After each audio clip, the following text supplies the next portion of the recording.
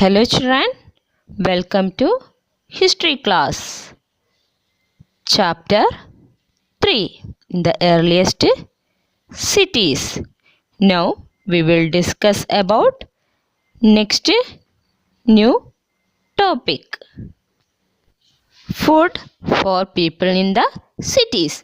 While many people lived in the cities, others living in the countryside grow crops and reared animals.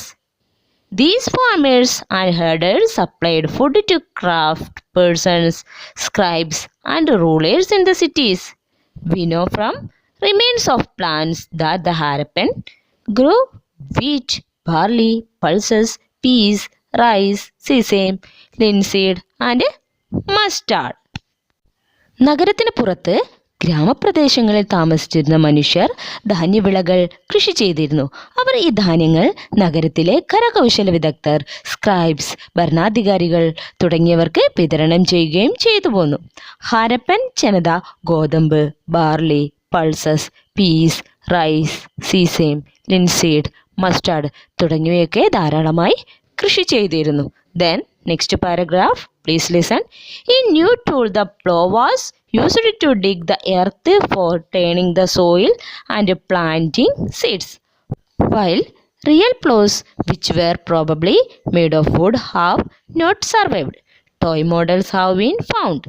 As this region does not receive heavy rainfall, some form of irrigation may have been used. This means that water was stored and supplied to the fields when the plants were growing. നിലം ഒഴുകുന്നതിനായി ഉപയോഗിക്കുന്ന plough അല്ലെങ്കിൽ കലപ്പ ഹാരപ്പൻ ജനത ഉപയോഗിച്ചതിന് തെളിവ് ലഭിച്ചിട്ടുണ്ട്. യഥാർത്ഥ കലപ്പയുടെ അവശിഷ്ടങ്ങൾ കിട്ടിയിട്ടില്ലെങ്കിലും കലപ്പയുടെ രൂപത്തിലുള്ള കളിപ്പാട്ടം ഹാരപ്പൻ നഗരത്തിൽ നിന്ന് ലഭിച്ചിട്ടുണ്ട്. മഴ അധികം ലഭിക്കാത്ത പ്രദേശങ്ങളായതിനാൽ വെള്ളത്തിനായി ഹാരപ്പൻ ജനത ഏതെങ്കിലും തരത്തിലുള്ള ജലസേചനത്തെ ഉപയോഗപ്പെടുത്തിയിരിക്കാം. അവർ വെള്ളം ശേഖരിച്ചു വയ്ക്കുകയും പിന്നീട് കൃഷി ആവശ്യത്തിനായി അത് സപ്ലൈ ചെയ്യുകയും ഉണ്ടായിരിക്കാം. Then next paragraph, please listen. The Harappans reared cattle, sheep, goat and buffalo. Water and pastures were available around settlements. However, in the dry summer months, large herds of animals were probably taken to greater distances in search of grass and water. They also collected fruits like bear, goldfish, and hunted wild animals like the antelope. Harappan ജനത കന്നുകാലികൾ, ചെമ്മരിയാടുകൾ, ആടുകൾ, എരുമകൾ എന്നിവയൊക്കെ പരിപാലിച്ചു പോന്നിരുന്നു. വേനൽക്കാലത്ത് വെള്ളവും പുൽമേടിനുമായി അവർ ഈ കന്നുകാലികളെയും കൊണ്ട് ദൂരസ്ഥലങ്ങളിലേക്ക് സഞ്ചരിച്ചു. കൂടാതെ ഹാരപ്പയിലെ ജനങ്ങൾ കായ്കനികൾ ശേഖരിക്കുകയും മീൻ പിടിക്കുകയും കൃഷ്ണമൃഗം പോലുള്ള മൃഗങ്ങളെ വേട്ടയാടുകയും ചെയ്തിരുന്നു. Next topic, A closer look. Harappan towns in Gujarat. The city of Dholavira was located in Khadir-Bed in the Rann of Kutch, where there was fresh water and fertile soil. Unlike some of the other Harappan cities, which were divided into two parts, Dholavira was divided into three parts, and each part was surrounded with massive stone walls with entrances through gateways. There was also a large open area in the settlement where public ceremonies could be held. Other finds include large letters of the Harappan script that were carved out of white stone and perhaps inlaid in wood. This is a unique find, as generally Harappan writing has been found on small objects such as seals. ഗുജറാത്തിലെ Rann of കച്ചിൽ ഖാദിർപേട്ട് എന്ന സ്ഥലത്ത് locate ചെയ്തിരുന്ന ഹാരപ്പൻ നഗരമാണ് ധോൽവീര.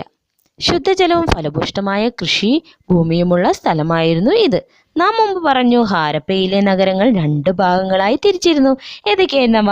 Yes, very good, citadel and lower town.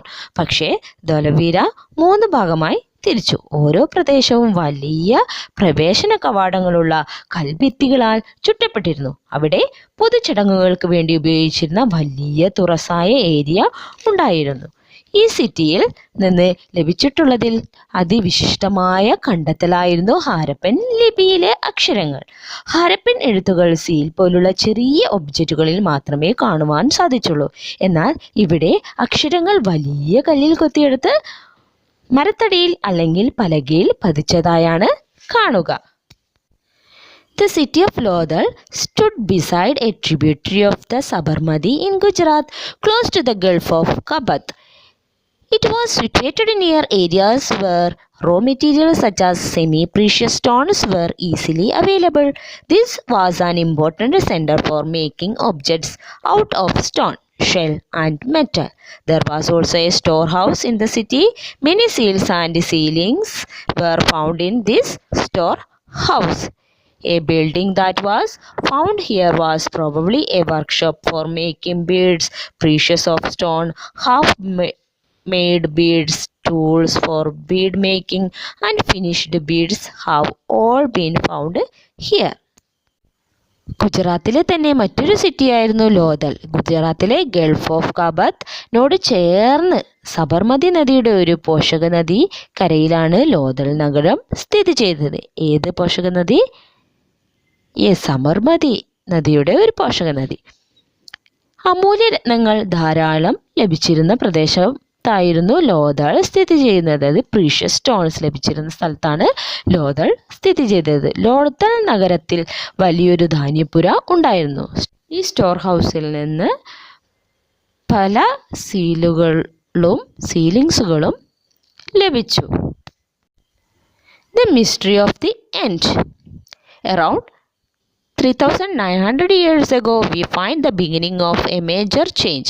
People stopped living in many of the cities. Writing, seals, and weights were no longer used. Raw materials brought from long distances became rare. In Mohenjo-daro, we find that garbage piled up on the streets. The drainage system broke down, and new, less impressive houses were built even over the streets. 3900 വർഷങ്ങൾക്ക് മുമ്പ് തന്നെ ചില പ്രധാന മാറ്റങ്ങൾ നമുക്ക് കാണാൻ സാധിക്കും.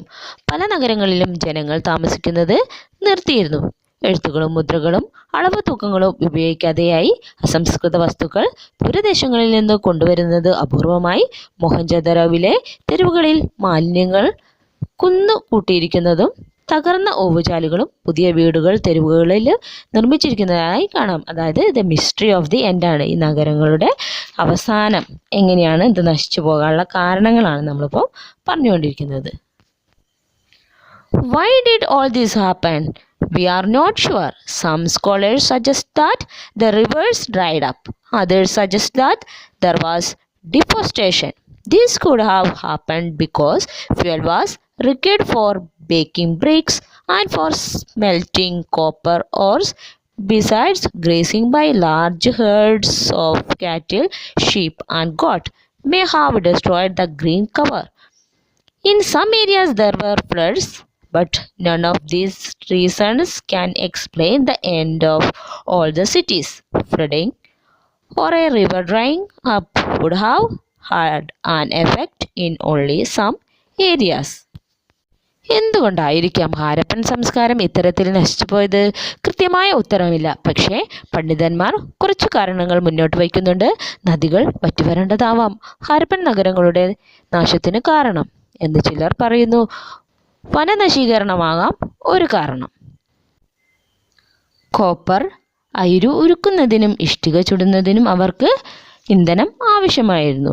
കന്നുകാലികളെയും ആടുമാടുകളും match നടക്കുന്നതിനായിരുന്നാൽ പച്ചപ്പുൽമേടുകൾ ഉപയോഗിച്ച് തീർന്നിരിക്കാം. അവർ കന്നുകാലികളെയൊക്കെ മേച്ച് പച്ചപ്പുല്ല് തീർന്നത് കൊണ്ട് അവരെന്ത് ചെയ്തിരിക്കാം? ചില സ്ഥലങ്ങളിൽ നിന്ന് മറ്റൊരു സ്ഥലത്തേക്ക് പോയിരിക്കാം. ചില സ്ഥലങ്ങളിൽ വെള്ളപ്പൊക്കം നാശനഷ്ടങ്ങൾ വരുത്തിയിരിക്കാം.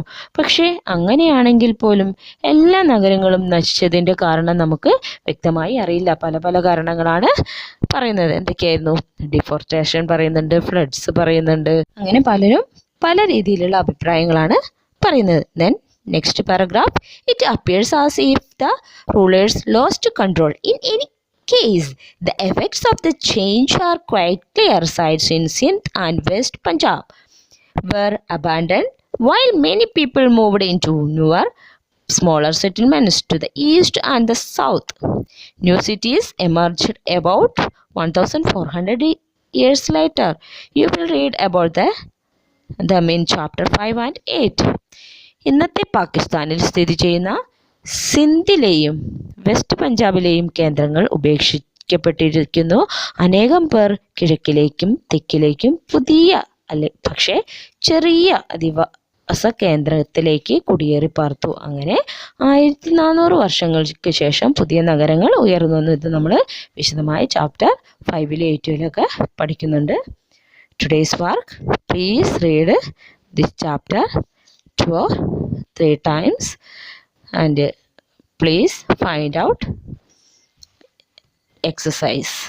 Thank you. Have a nice day.